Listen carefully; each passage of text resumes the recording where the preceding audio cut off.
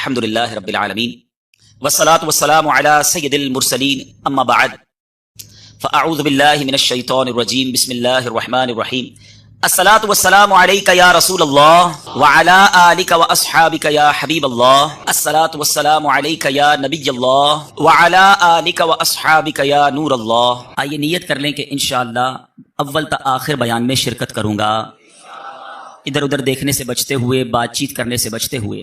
ممکن ہوا تو بیان کی تعظیم کی نیت سے دو زانو بیٹھ کر بیان سنوں گا، تو آپ میں سے جن کے لیے ممکن ہو وہ دو زانو بیٹھ جائیں، جس طرح تحیات میں بیٹھتے ہیں انشاءاللہ باادب بیٹھنے کی برکتیں بھی پائیں گے۔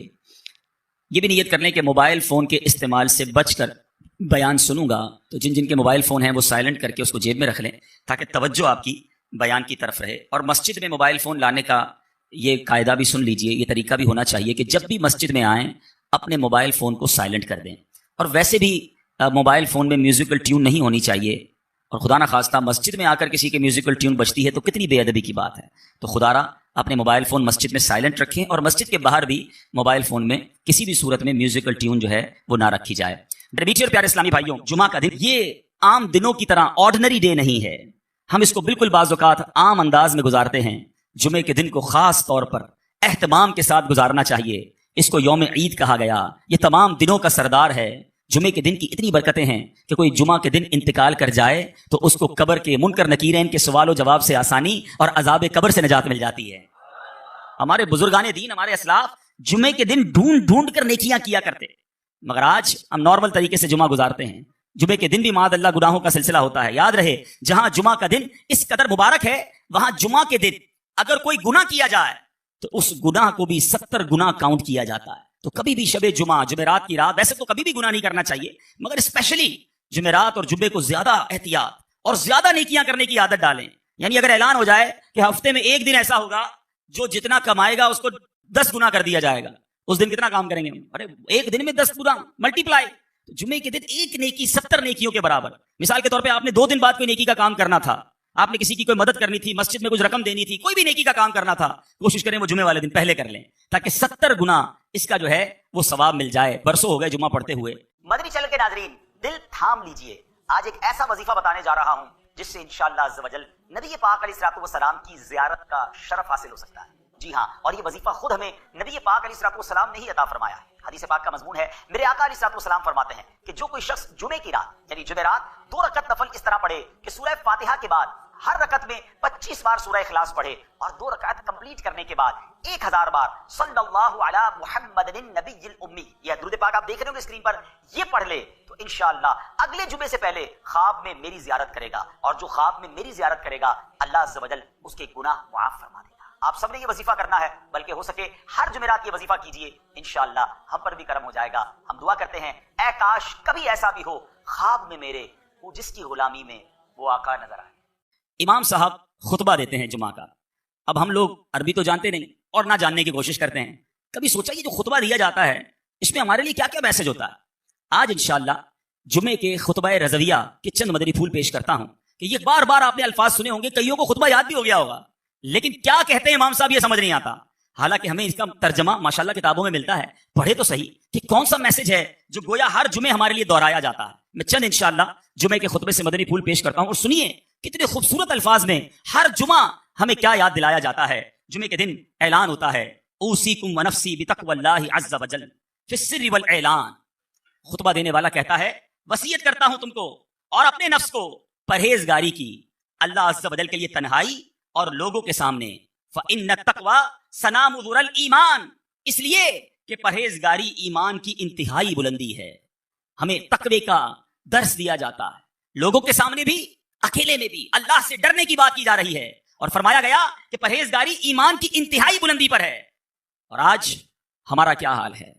ہم نہ لوگوں کے سامنے گناہوں سے باز آتے ہیں، نہ اکیلے میں گناہوں سے باز آتے ہیں، نہ لوگوں کے سامنے اللہ سے ڈرتے ہیں، نہ اکیلے میں رب سے ڈرتے ہیں۔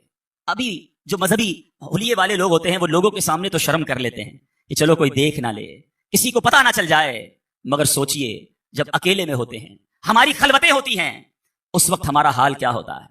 آج بڑا بھائی نہ دیکھ لے، میرا دوست نہ دیکھ لے، میری عزت کرنے والا نہ دیکھ لے، اس بات کا تو خیال ہے، مگر تنہائی میں جب دروازہ بند ہوتا ہے اس وقت یہ خیال کیوں نہیں آتا کہ رب دیکھ رہا ہے، اللہ دیکھ رہا ہے.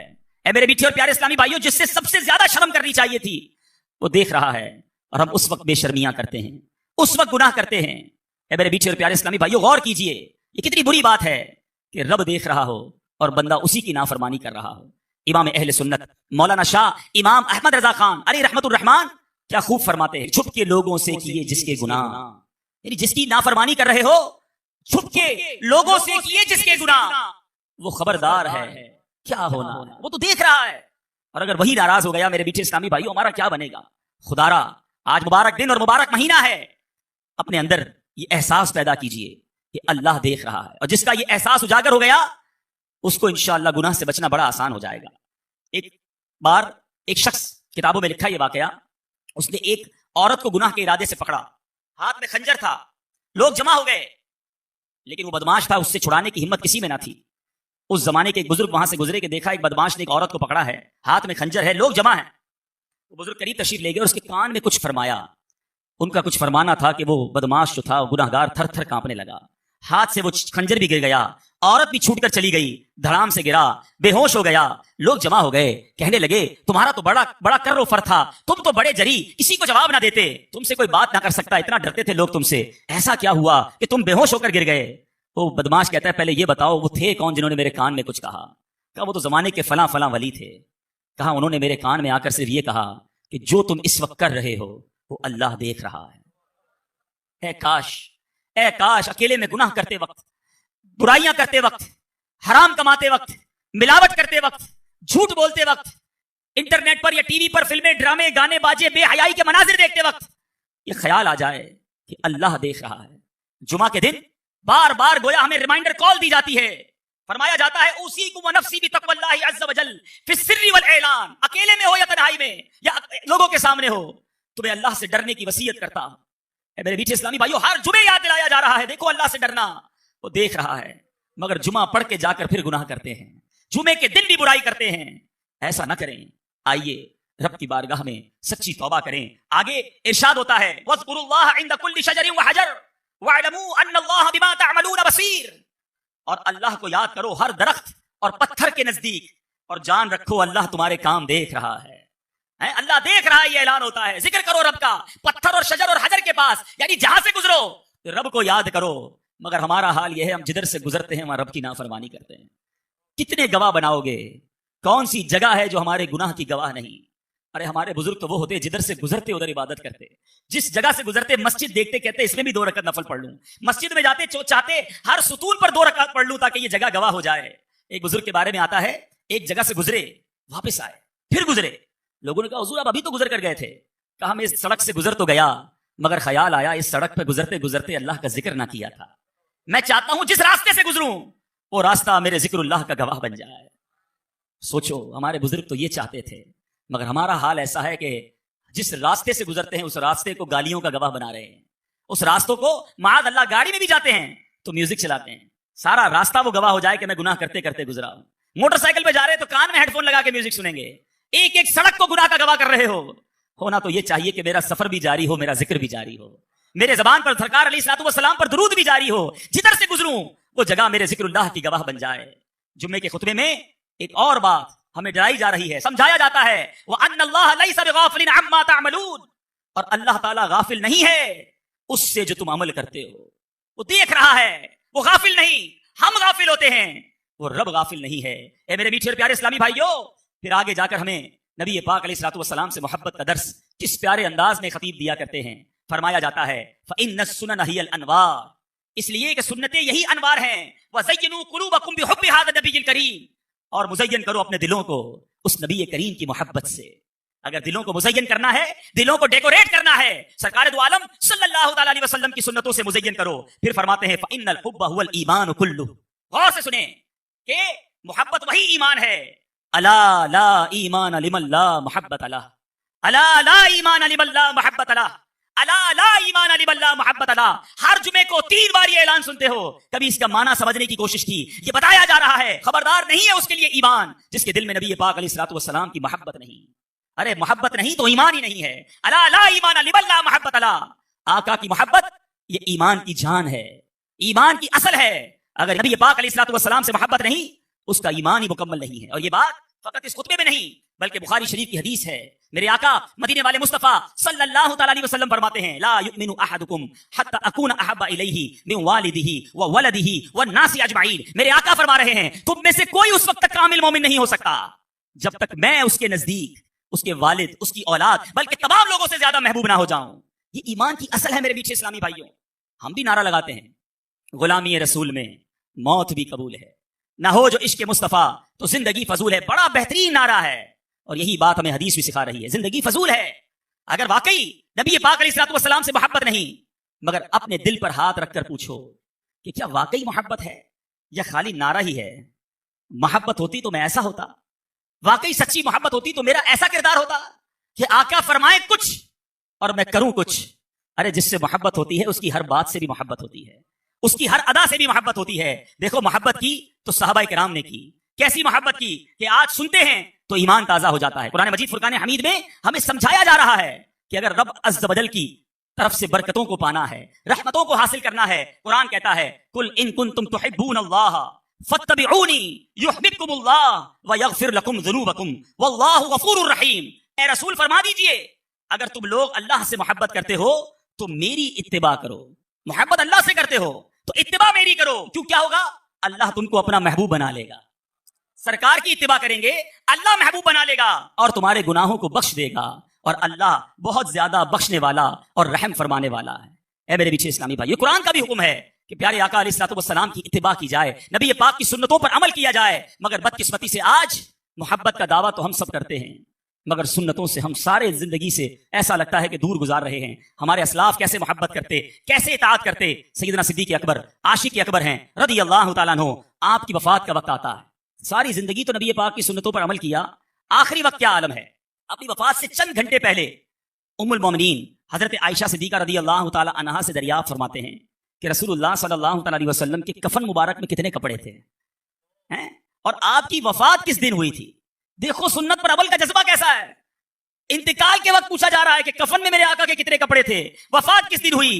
اس سوال کی وجہ یہ تھی کہ ساری زندگی تو نبی پاک کے طریقے پر چلا ہوں، آخری وقت کفن بھی اتنے ہی کپڑوں میں مل جائے اور کاش دن بھی وہ نصیب ہو جائے جو آقا کو نصیب ہوا ہے. وہ کفن کیسا تھا معلوم کرتے تھے، ہم لباس کیسا ہے وہ نہیں پہنتے. سوچئے یہ کیسی محبت ہے.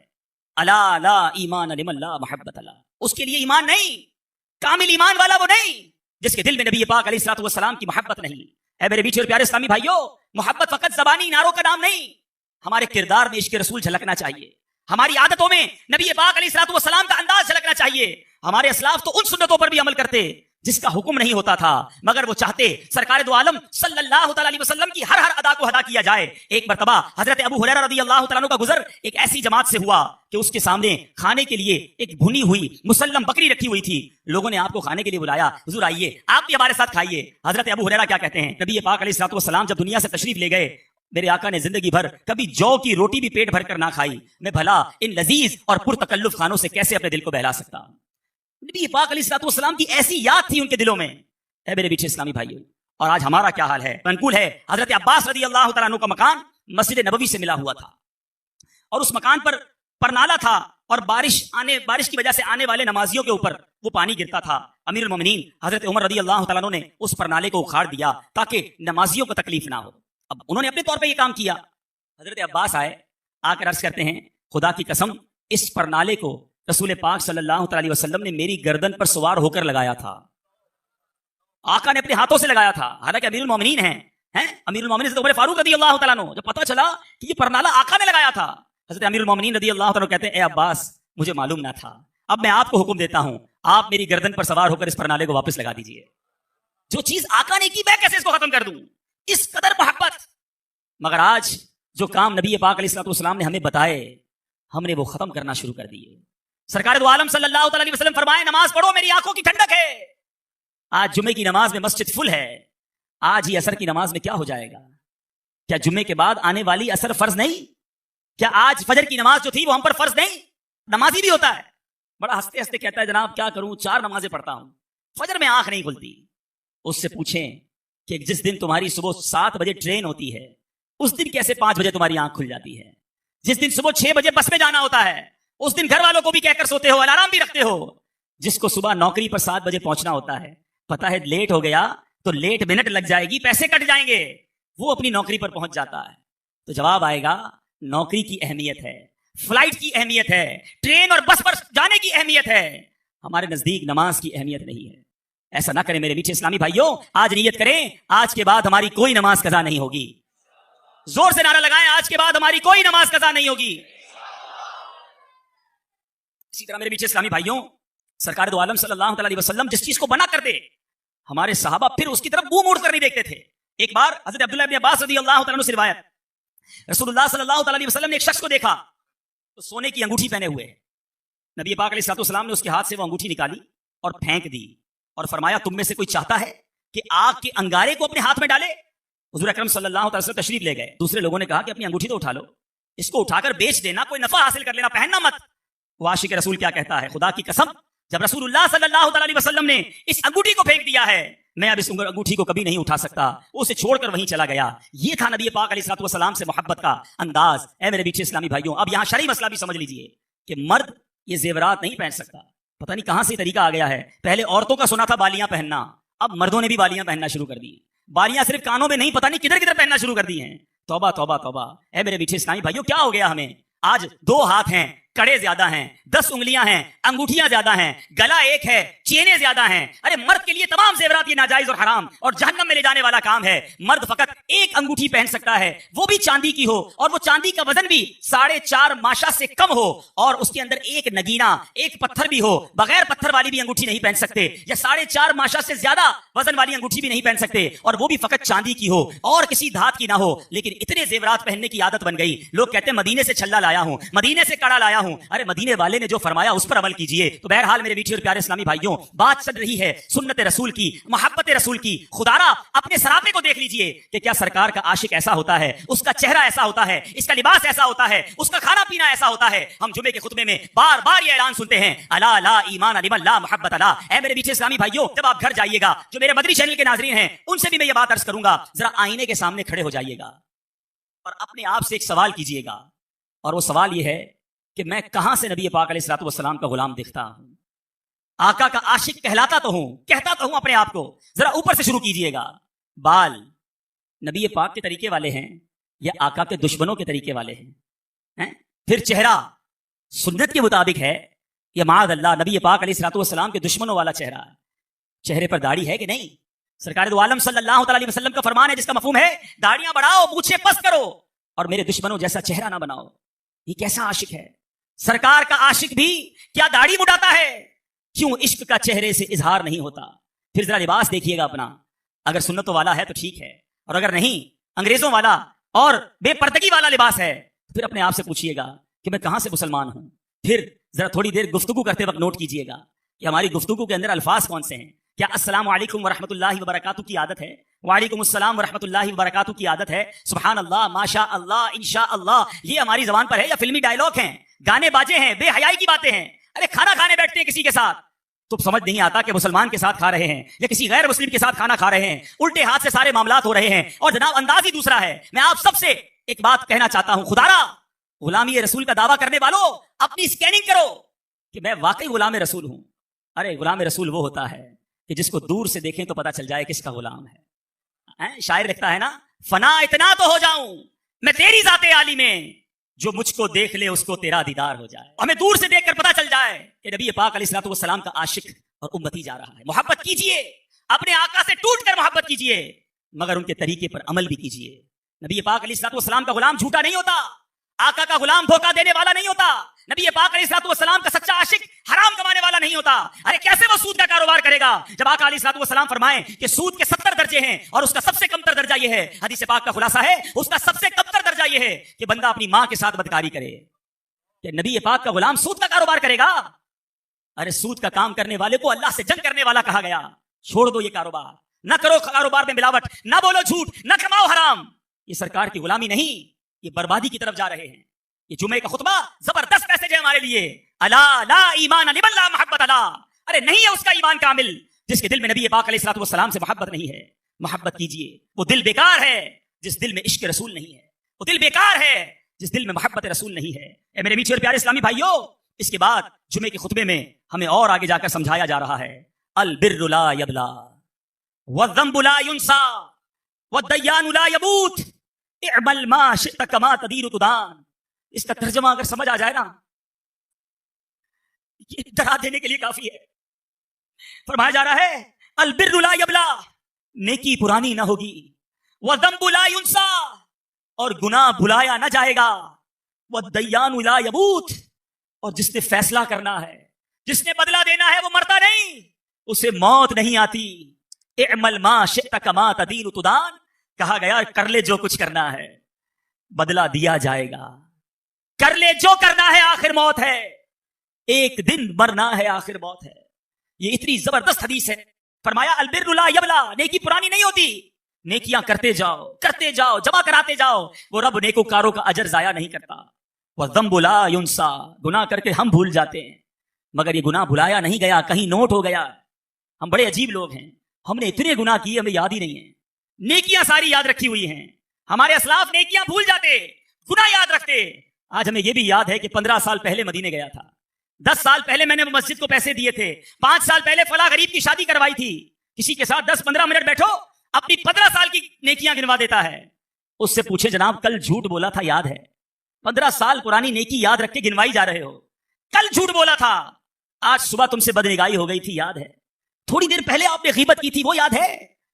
کیسے لوگ ہیں ہم گناہ کر ہی جا رہے ہیں، بھول ہی جا رہے ہیں. مگر والذنب لا ینسا، گناہ بھلایا نہیں جائے گا. والدیان لا یموت، میں مر جاؤں گا، مگر جس نے فیصلہ کرنا ہے، جس نے حکم سنانا ہے، اسے موت نہیں آنی. اگر گناہوں پر پکڑ ہوئی ہم کہاں جائیں گے؟ اسی جمعے کے خطبے میں قرآن پاک کی ایک آیت ہر جمعے کو یاد دلائی جاتی ہے. فرمایا گیا فَمَن يَعْمَلْ مِثْقَالَ ذَرَّةٍ خَيْرًا يَرَهُ وَمَن يَعْمَلْ مِثْقَالَ ذَرَّةٍ شَرًّا يَرَهُ. ترجمہ کنز ایمان، تو جو ایک ذرہ بھر بلائی کرے اسے دیکھے گا، اور جو ایک ذرہ بھر برائی کرے اسے دیکھے گا. اے نیکیاں کرنے والوں تمہیں مبارک ہو، اے نمازیں پڑھنے والوں تمہیں مبارک ہو، اے روزے رکھنے والوں، اے ذکر کرنے والوں، اے حلال کمانے والوں، اے نیکی کی دعوت دینے والوں، اے اللہ کی رضا کے کام کرنے والوں تمہیں مبارک ہو. قرآن اعلان کر رہا ہے جو ذرہ بھر بھلائی کرے گا اسے دیکھے گا. اور اے نمازیں قضا کرنے والوں، اے حرام بولنے والوں، اے حرام دیکھنے والوں، اے چھپ چھپ کر گناہ کرنے والوں، اے مسلمانوں کے مال دبانے والوں، اے اپنے ماں باپ کو ستانے والوں، اے حرام روزی کمانے والوں، اے جھوٹ بولنے والوں، غیبت کرنے والوں، بے حیا عورتوں سے دوستیاں کرنے والوں، سنو قرآن کہتا ہے جو ذرہ بھر برائی کرے گا وہ دیکھے گا. قیامت کے دن اگر ہماری برائیاں ہمارے سامنے کر دی گئی اور کہا گیا پڑھو، ہم کہاں جائیں گے؟ اے میرے میٹھے اسلامی بھائیوں، قرآن میں جا بجا یہ حکم موجود ہے کہ قیامت کے دن نامہ اعمال ہاتھ میں دیا جائے گا. خوشخبری ہے ان کے لیے کہ جن کے سیدھے ہاتھوں میں نامہ اعمال دیا جائے گا. مگر قرآن ہی کہتا ہے کہ بد نصیب ہوں گے چند لوگ وہ جن کی پیٹھ توڑ کر ان کے بائیں ہاتھ میں ان کا نامہ اعمال دے دیا جائے گا اور کہا جائے گا اپنا اعمال نامہ پڑھ کر سناؤ. ذرا سوچو تو صحیح ہمارے اعمال نامے میں کیا کیا ہے. ارے چھپ چھپ کر گناہ کیے ہیں، رات کے اندھیرے میں دروازہ بند کر کر کے گناہ کیے ہیں. اگر وہ پڑھنے پڑ گئے تو کہاں جائیں گے؟ اس میدان محشر میں ہمارے آقا بھی ہوں گے، تمام انبیاء کرام بھی ہوں گے، صحابہ کرام بھی ہوں گے، ہمارے غوث اعظم بھی ہوں گے، ہمارے پیر و مرشد بھی ہوں گے، ہاں ہمارے والدین ہوں گے، ہم سے محبت کرنے والے دوست بھی ہوں گے. ہم کیسے اپنی گندی باتیں پڑھ کر سنائیں گے؟ نہ کرو ایسے کام جس کے لیے قیامت کے دن شرمندہ ہونا پڑے، نہ کرو ایسے اعمال کے قیامت کے دن جواب نہ بن پڑے. نیکیاں جمع کر لو، ہم سب نے دنیا سے جانا ہے. اے میرے میٹھے اسلامی بھائیوں، فقط دنیا کے لیے نہ جیو. قبر میں تجوری نہیں، کفن میں جیب نہیں، فقط مال جمع کرنے کے لیے نہ جیے. قبر میں ہمارے اعمال ہمارے ساتھ جائیں گے. اے میرے میٹھے اور پیارے اسلامی بھائیوں، آؤ، وہ رب بڑا قریب ہے، آؤ اس سے معافی مانگ لو، آؤ توبہ کر لو، آج رب کی بارگاہ میں سر کو جھکا لو. میرا رب اتنا قریب ہے، بندہ ساری زندگی گناہ کرے، ایک بار سچی توبہ کر لے. حدیث پاک میں آتا ہے التائب من الذنب کمن لا ذنب له، گناہوں سے توبہ کرنے والا ایسا ہے اس نے گناہ کیا ہی نہیں. آؤ آج توبہ کر لو. نامہ اعمال گناہوں سے بھرا ہوا ہے، میں بھی جانتا ہوں، آپ بھی جانتے ہیں، مگر میرا رب اتنا قریب ہے، ایک بار سچی توبہ بندہ کر لے، وہ نامہ اعمال کے گناہوں کو معاف کر دیتا ہے. اس کے نامہ اعمال سے وہ گناہ مٹا دیے جاتے ہیں. دنیا میں ہم جرم کریں، ہمارا ریکارڈ لکھ لیا جاتا ہے. میرے رب کی شان دیکھو، بندہ توبہ کرے، رب نامہ اعمال سے سارے گناہ ہی مٹا دیتا ہے. بلکہ جس پر کرم نواز ہو جائے اس کے گناہ نیکیوں سے بدل دیتا ہے. بس तौबा करने की देर है, सर झुकाने की देर है, पक्का इरादा करने की देर है. सोचो कब तक गुनाह करोगे? अरे कब तक अपने रब को नाराज करके जियोगे? आओ पुकारो उसे, कर लो सच्ची तौबा. अल्लाह ताला की बारगाह में दुआ है, मेरे मौला तेरे घर में बैठे हैं, मालिक हम खताकारों को माफ फरमा दे, हमारी खताओं से दरगुजर फरमा ले. आज सच्ची तौबा करते मौला, हमें तौबा पर इस्तिकामत भी अता कर दे. या इलाही नाम-ए अमाल जब खुलने लगे, मेरे बीच इस्लामी भाइयों आ जाओ, दावत इस्लामी के मदनी माहौल से वाबस्ता हो जाए. ये वो माहौल है जो हमें आखिरत की याद दिलाता है, हमें गुनाहों से बचाने की कोशिश करता है. इस माहौल में आते हैं तो गुनाह से बचने का जज्बा मिलता है. नियत करें इंशाअल्लाह आज के बाद हमारी कोई नमाज कज़ा नहीं होगी, आज के बाद फिल्में ड्रामे नहीं देखेंगे, गाने बाजे नहीं सुनेंगे, अब बाकी जिंदगी नबी पाक की सुन्नत के मुताबिक गुजारेंगे. हर जुमेरात जहां जहां आप दुनिया में मौजूद मुझे सुन रहे हैं, नियत करें हर जुमेरात दावत इस्लामी के हफ्तावार इज्तिमा में शिरकत करेंगे. हर हफ्ते की रात अमीर अहले सुन्नत मदनी मुज़ाकरा फरमाते हैं, जिसमें हमारी तरबियत फरमाते हैं. अपने बच्चों के साथ, घर वालों के साथ बैठकर हर हफ्ते की रात मदनी मुज़ाकरा सुने. और वाकई नेक बनना चाहते हैं, प्रैक्टिकली नेक बनना चाहते हैं, तो एक और नियत कर ले कि हर महीने कम से कम 3 दिन के मदनी काफिले में सफर करेंगे. अल्लाह ताला आज के दिन की बरकत अता फरमाए, हमारी इस तौबा को अपनी बारगाह में कबूल फरमाए. आमीन बिजाहिन नबी अमीन सल्लल्लाहु तआला अलैहि वसल्लम. आए हाय नबी पाक के ऐसे आला इखलाक देखिए, वो कलमा पढ़कर मुसलमान हो गए. दुश्मन आ जाए तो चादर भी बिछा देते हैं, हम माफ करेंगे. जान लेने आया था, आका ने उसे माफ किया. हमारे मिजाज के खिलाफ बात करते, सारी जिंदगी दुश्मनी ले लेते. मुझे गाली दी, मुझे बुरा भला कहा, मुझे नुकसान पहुंचाया. कब तक बदले लेते रहोगे यार? हैं नबी ये पाक के उम्मती हो तो माफ करना भी तो सीखो. आका अलैहिस्सलाम जानी दुश्मन को माफ कर देते. हम अपने भाई को माफ करने के लिए तैयार नहीं होते. नहीं मैं नहीं जाऊंगा भाई के घर, हम नहीं जाते फला रिश्तेदार के घर, हम नहीं बुलाते किसी को दावत में. छोटी छोटी बातें हैं. कभी दावत नहीं दी थी आपको इस वजह से, कभी सीधे मुंह बात नहीं कर सके, आपको वेलकम नहीं कर सके, आपको तोहफा नहीं भिजवाया. इतनी छोटी बात पर आपने रिश्तेदारियां खत्म कर दी. और एक तरफ कहते हो कि नबी पाक के उम्मती, आका के गुलाम. अच्छा नाते सबको याद हैं? याद करो ना, नबी पाक की सुन्नत पर तो अमल करो, किसी को तो माफ करो. बंदा कहता मैं बताता हूं, मुझे गाली दी है, अब मैं बताता हूं. वो एक गाली देता है, इधर से 7 गालियां जाती हैं. और सही बात यही है, जो कहता है मैं बताता हूं, वो वाकई बता देता है वो कौन है, उसके अंदर कितना गंद भरा हुआ है. अगर वो आपके साथ बुरा कर रहा है तो आपको किसने इजाजत दी है बुरा करने की? एक अजीब सा जुमला मशहूर कर दिया गया है कि जनाब हम शरीफ के साथ शरीफ हैं, बदमाश के साथ बदमाश हैं. मुझे आज तक समझ नहीं आया कौन सा बटन लगा हुआ है आपके अंदर भाई. शरीफ के साथ शरीफ होते हो, बदमाश आता है, आप भी बदमाश बन जाते हो, तो फिर तो आप भी बदमाश हुए ना भाई. शरीफ आदमी शरीफ के साथ शरीफ होता है, बदमाश के साथ भी शरीफ होता है, तभी तो बदमाश की इस्लाह होगी ना. मुसलमान हुआ ना ये शख्स, नबी पाक ने माफ कर दिया. तो खुदारा आका की सुन्नत को अदा करें, और जैसी भी मुश्किल, जितनी बड़ी मुश्किल हो, आप बस दुआ करें, अल्लाह को पुकारें, अल्लाह को याद करें, तवज्जो अल्लाह की तरफ जाए. अच्छा एक और चीज, एक और टेस्ट करते हैं. कोई नुकसान हो गया है, कोई तकलीफ हो गई, आप हमारी हम जिस जनरेशन के, मैं जिस जनरेशन का हूं, शायद अब तो ऐसा नहीं है, जो बुजुर्ग बैठे उनसे पूछें कि हमारी माएं या हमारी नानी दादी बच्चे को सुलाती थी तो जिक्रुल्लाह करके सुलाती थी. हैं आमीना बीबी के गुलशन में कैसे पढ़ती थी? आमीना बीबी के गुलशन में आई है ताजा बहार, पढ़ते हैं सल्लल्लाहु वसल्लम आज दरो दीवार. नबी जी अल्लाह अल्लाह अल्लाह ला इलाहा हो अल्लाह अल्लाह अल्लाह ला. रात बच्चे को सुला रहे हैं तो जिक्र इलाही हो रहा है, नाते सुनाई जा रही हैं. बच्चे को कुछ लग जाए तो हस्बी अल्लाह या अल्लाह खैर है. अब तो अजीब अजीब बातें हैं. रात को मोबाइल पकड़ा दिया हाथ में, गाना देखते हुए, म्यूजिक देखते हुए, कार्टून देखते हुए, अब्बा भी सो रहा है, बच्चा भी सो रहा है. सुबह उठते ही भाई वुजू करवा के फजर पढ़ाया जाता था, कलमा पढ़ाया जाता था. मुझे अपना याद है कि हम जब छोटे थे तो स्कूल जाना होता था, तो फजर की नमाज के बाद फिर सो गए. तो हमारे उस वक्त रेडियो पाकिस्तान पे, जो मेरी उम्र के लोगों को पता होगा, अब तो पता नहीं है, सुबह 7 बजे जो है ना वो दुरूद पाक चलता था. हैं अल्लाहुम्मा सल्ले अला सय्यिदिना मुहम्मदिन नबिय्यिल उम्मी व अला आलिहि व सहबिहि वस. मुझे याद आ रहा होगा ये कंटिन्यू चलता था. तो वालिदा वो उसको ऑन करके बड़ी आवाज कर देते थे, तो खुद ही आंख खुल जाती थी, खुद ही. अब दुरूद से उठाया जा रहा है. ये अंदाज था हमारे घरों का कि सुबह सुलाते उठाते वक्त, रात सुलाते वक्त, बच्चे घर से जा रहा है अल्लाह रसूल के हवाले, गौस पाक के हवाले. यानी हमारी ट्रेनिंग इस तरह होती थी कि बात बात पर अल्लाह का जिक्र, अल्लाह के रसूल का जिक्र. अब तो कोई तकलीफ हो, ओ पता नहीं अंग्रेजी में पता नहीं क्या क्या आवाजें निकाल रहे होते हैं, माद अल्लाह गालियां मुंह से आ रही होती. लेकिन ہے نہیں. پہلے تو زبان سے یا اللہ خیر, فوراً ذکر الہی. یعنی ہماری ٹریننگ یہ ہوا کرتی, اور ہونی بھی یہی چاہیے مسلمان کی, کہ ہم تکلیف میں بھی. اچھا پھر ایک اور عجیب بات پتہ ہے کیا ہے, چلیں اب میں دوسری طرف لے آتا ہوں اپنی گفتگو کو, کہ تکلیف میں تو ہم اللہ کو یاد کرتے ہیں, پھر تکلیف ختم ہو جائے تو پھر کہاں چلے جاتے ہیں.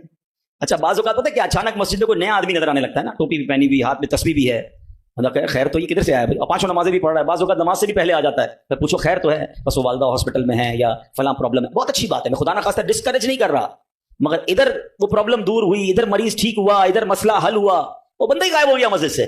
تو یہ کیا ہے, ہم خوشی میں بھی اللہ کے بندے ہیں, ہم غم میں بھی اللہ کے بندے ہیں, ہم غموں میں بھی اسے پکاریں, ہم خوشی میں بھی اسے یاد رکھیں. اور یہ بات میں نہیں کہہ رہا, یہ اللہ کریم نے قرآن مجید فرقان حمید میں ارشاد فرمایا, اور یہ کافروں کی عادت اللہ نے ارشاد فرمائی. سنو, اللہ قرآن میں فرماتا ہے وَإِذَا مَسَّ الْإِنسَانَ الضُّرُّ دَعَانَا لِجَنبِهِ أَوْ قَاعِدًا أَوْ قَائِمًا. اللہ فرماتا ہے اور جب آدمی کو تکلیف پہنچتی ہے تو لیٹے ہوئے اور بیٹھے ہوئے اور کھڑے ہوئے ہر حالت میں ہم سے دعا کرتا ہے. بہت اچھی بات ہے, مگر آگے کیا ہوا, اللہ فرماتا ہے پھر جب ہم اس کی تکلیف دور کر دیتے ہیں تو یوں چل دیتا ہے گویا کبھی کسی تکلیف کے پہنچنے پر ہمیں پکارا ہی نہیں تھا, یاد ہی نہیں رہتا اللہ کا گھر. سچ بتاؤ ایسا ہم نہیں کرتے؟ پرابلم ہو تو گھر میں قرآن خوانی کراؤ, درود پاک کا ختم کرواؤ, امام صاحب کے پاس چلتے ہیں, دعا کرواتے ہیں, ذرا مسجد میں دعا کروانی ہے. ارے بھائی دعا کر دی, تمہارا مسئلہ حل ہو گیا, اب گئے کدھر؟ یہ اللہ پاک سے کیا تعلق بنا رہے ہو؟ ایسا نہ کریں. دیکھیں آپ اپنے انداز میں سمجھیں, میں بلا تمثیل سمجھا رہا ہوں. کوئی بندہ وہ ہے جو آپ سے جب ملتا ہے اپنے مطلب کے لیے ملتا ہے, بلکہ ایسے بھی لوگ ہوتے ہیں جب باتیں سمجھ آ جاتی ہے, کوئی کام ہی لے کر آیا ہوگا, اس کا کوئی مسئلہ اٹکا ہے نا تو آج چہرہ دکھایا ہے, تو اس بندے کی کیا عزت ہوتی ہے آپ کے پاس. اور ایک بندہ ہے جو روز ملتا ہے, محبت کرتا ہے آپ سے آپ کے پاس آ کے بیٹھتا ہے, کبھی کبھی مسئلہ بھی بیان کر دیتا ہے, لیکن مسئلہ نہ بھی ہو تو آپ کے پاس ضرور آتا ہے. وہ دوست ہوتا ہے نا, فرق ہے نا, ایک مطلب کے وقت تمہارے پاس آتا ہے, ایک روز تمہارے ساتھ پاس آتا ہے. اب بلا تمثیل سمجھو, جو مطلب کے وقت اللہ کی بارگاہ میں جا رہا ہے, جو کسی مشکل کے وقت تو رب کے پاس جاتا ہے, اور جیسے ہی رب اپنے کرم سے مشکل آسان کر دے وہ غائب ہو جاتا ہے. تو ایسا نہ کیا کرو, اللہ کے گھر میں آیا کرو, مسجدوں میں بیٹھا کرو, نمازوں کی پابندی کیا کرو, اور اللہ کو ہر حال میں پکارا کرو. پھر دیکھو وہ رب کریم آپ کی کیسی کیسی مشکلیں آسان فرمائے گا. اور ہمارے اسلاف تو کس طرح اللہ کو غم میں یاد کیا کرتے. اللہ اکبر. ایک بار بڑا خوبصورت واقعہ پھر انشاءاللہ اپنا بیان میں ختم کرتا ہوں. ابو الحسن سری سکتی رحمۃ اللہ تعالی کا واقعہ ہے. آپ کی خدمت میں ایک مرتبہ آپ کی ایک پڑوسن آئی اور عرض کرتی کہ اے ابو الحسن, رات میرے بچے کو سپاہی اٹھا کر لے گئے اور اسے بڑی تکلیف دیں گے, آپ کچھ کیجیے, میرے بیٹے کے لیے سفارش کیجیے. پڑوسن کی فریاد سن کر سیدنا ابو الحسن نے کیا کیا, جانماز بچھائی یا کھڑے ہوئے اور خشوع و خضوع کے ساتھ نماز شروع کر دی. اب پڑوسن کہہ رہی میں ان سے سفارش کرانے آئی ہوں, بچہ میرا جیل میں ہے, پتہ نہیں کتنی پٹائی کریں گے اس کی, اور یہ حضرت نماز پڑھنے لگ گئے. اچھا نماز بھی آپ نے بڑی طویل نا, مزیدار خشوع و خضوع سے پڑھ رہے ہیں. اچھا جب کافی دیر ہو گئی نا تو وہ عورت کہتی ہے حضرت جلدی کریں, میرے بچے کو قید میں ڈالا ہوا ہے وہ, اور اس کی تکلیف پہنچائیں گے. آپ نے جلدی نہیں کیا, آپ نے سکون سے نماز پڑھی, اور جب نماز سے سلام پھیرا نا تو کہا اے میری بہن, تمہارا ہی تو معاملہ حل کروا رہا تھا, تمہارا مسئلہ ہی تو حل کر رہا تھا. ابھی آپ نے کہا تو پڑوسن بھاگتی بھی, اس کی بچی بھاگتی ہوئی, امی گھر آ جائیں, بھائی آ گیا واپس, بیٹا گھر آ گیا. آپ نے کہا میں وہی تو مسئلہ حل کر رہا تھا, جدھر سے حل ہونا ہے ادھر آپ نے رجوع کر لیا. یہ طریقہ بتا دیا ہمیں. پرابلم ہونا وضو کریں اور 2 رکعت صلاۃ الحاجات پڑھیں. ہاں اللہ کے پاس, یا اللہ تیری بارگاہ میں آ گیا ہوں, جو پرابلم ہے, آپ کی رپورٹ غلط آ گئی ہے, آپ کی ڈاکٹر کہتا ہے پرابلم ہے, آپ کو جناب کوئی قرضے کا مسئلہ آ گیا ہے, کوئی بھی پرابلم, مال خراب ہو گیا ہے, 2 رکعت پڑھیں. کسی کے پاس پہلے نہ جاؤ, پہلے اللہ کے پاس. اللہ بھیجے گا آپ کو, اللہ آپ کے پاس راستے بنائے گا. آپ انشاءاللہ نماز پڑھیں, اللہ کو پکاریں, آپ کو انشاءاللہ ایسا راستہ سجائی دے گا کہ کام سارے سیدھے ہو جائیں گے. ہم پہلے کہیں اور جاتے ہیں, ہم رب کے پاس کیوں نہیں جاتے؟ ہم سب کے پاس جاتے ہیں, ہم رب کے پاس نہیں جاتے. ہم سب پر بھروسہ کرتے ہیں, ہم رب پر بھروسہ نہیں کرتے. آج کے اس بیان میں ایک بات سیکھ کر جانا ہے کہ میری مشکلوں کو حل کرنے والا کون ہے. زور سے بولو نا, ایک بار اور بولو. پریشانی دور کرنے والا کون ہے, بیماری دور کرنے والا کون ہے, مصیبت ٹالنے والا کون ہے, مجھے عزت دینے والا کون ہے, مجھے ذلت سے بچانے والا کون ہے, مجھے دشمنوں سے بچانے والا کون ہے, میرے غموں کو دور کرنے والا کون ہے, میری بے قراری کو دور کرنے والا کون ہے, دل میں چین ڈالنے والا کون ہے, ارے مجھے اپنے گھر کعبے کو دکھانے والا کون ہے, مجھے حج پر بلانے والا کون ہے, مجھے مدینے کی حاضری کا شرف دینے والا کون ہے, مجھے اپنے محبوب کا سچا عاشق بنانے والا کون ہے, مجھے گناہوں کے دلدل سے نکال کر نیکیوں کے راستے پر چلانے والا کون ہے, اور سنو انشاءاللہ مجھے جنت میں بھیجنے والا کون ہے. جب سب دینا اس نے ہے, سب ملنا اس سے ہے, پھر کیوں جاتے ہو ادھر؟ اس کا در تھام لو, اس سے محبت کرو, اس پر یقین کرو اور اسے پکارو. میں نے آج آپ کو قرآن کے ذریعے, حدیث کے ذریعے, واقعات کے ذریعے سمجھایا کہ جب اسے پکارا گیا ہے اس نے اپنے کرم کے دروازے کھولے ہیں اور اس نے مصیبتوں کو حل کر دیا. ہاں کبھی کبھی ایسا ضرور ہوتا ہے کہ میں جو مانگوں وہ مجھے نہیں ملتا, میں جو مانگوں اس میں لیٹ ہو جاتا ہے. اب اس میں شیطان دماغ میں خیالات ڈالتا ہے کہ ساری باتیں تو مولانا صاحب نے کر دی, مگر میں تو بہت سالوں سے دعا کر رہا ہوں, میرا تو مسئلہ ہی حل نہیں ہو رہا. میں تو رو رو کے دعا بھی کرتا ہوں, تہجد میں بھی دعا کی, کعبے کے سامنے جا کر بھی دعا کر کے آیا, فلاں بہت بڑی نیک شخصیت سے بھی دعا کرائی. ہاں, اب یہ وسوسہ بھی آج سمجھ لو, اس کو حل کر لیتے ہیں نا. اللہ سے ہر حال میں محبت کرنی ہے, ٹھیک ہے. اب اس کے بہت سارے جواب بن سکتے ہیں. پہلے تو میں آپ کو ایک حدیث سنا دیتا ہوں تاکہ آپ کو تسلی ہو جائے. حدیث پاک میں آتا ہے جس کا مضمون ہے کہ جب کوئی فاجر, فاسق, گناہ گار, کافر اللہ کو پکارتا ہے نا, تو اللہ فرشتوں کو فرماتا ہے اس کا کام جلدی کر دو, مجھے اس کی آواز پسند نہیں آ رہی ہے. اور جب کوئی اللہ کا پیارا اسے پکارتا ہے نا, اللہ فرشتوں سے فرماتا ہے ابھی اس کا کام نہ کرنا, اس کو اور پکارنے دو, مجھے اس کا پکارنا پسند آ رہا ہے.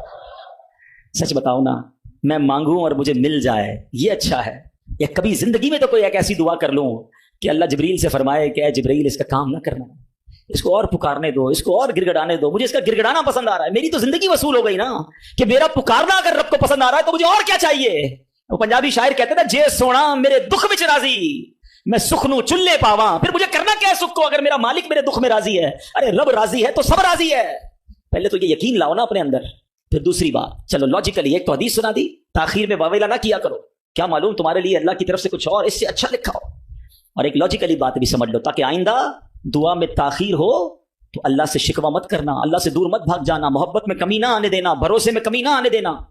آپ کے گھر میں کوئی بچہ ہو, اس کو بخار ہو جائے, ٹھیک ہے نا, کھانسی بھی ہو رہی ہے, وائرل ہو گیا ہے, اور وہ رو رہا ہے مجھے آئس کریم کھانی ہے, آپ کھلائیں گے؟ جواب دیجئے. اچھا وہ کیا ٹھنڈا پانی جوس پینا ہے, پلائیں گے؟ اچھا وہ رونے لگ جائے, خوب روئے, ضد کرے, آپ ایک دوست بھی برابر میں بیٹھا ہو, یار کیسے ظالم باپ ہو, آپ کا بچہ رو رہا ہے, کھلا دو نا آئس کریم, جوس پلا دو, کیا جاتا ہے؟ کیا جواب دو گے؟ دوست کے کہنے پہ پلا دو گے؟ آپ کہیں گے بھائی میں اس کا والد ہوں, مجھے پتا ہے کہ مجھے کب اس کو کیا دینا ہے. ایسا ہی ہے نا, تم والد ہو, تمہیں پتا ہے بچے کو کب کیا دینا ہے. میرے مالک کو نہیں پتا کب مجھے کیا دینا ہے. میں رو رہا ہوں نہیں دے رہا, میں گڑگڑا رہا ہوں نہیں دے رہا, میں التجا کر رہا ہوں نہیں دے رہا. ارے مان لو نا کہ اگر وہ نہیں دے رہا تو یہی میرے لیے بہتر ہے. جس دن یقین آ گیا نا تمہیں, پھر دعا کا مزہ ہی اور ہوگا.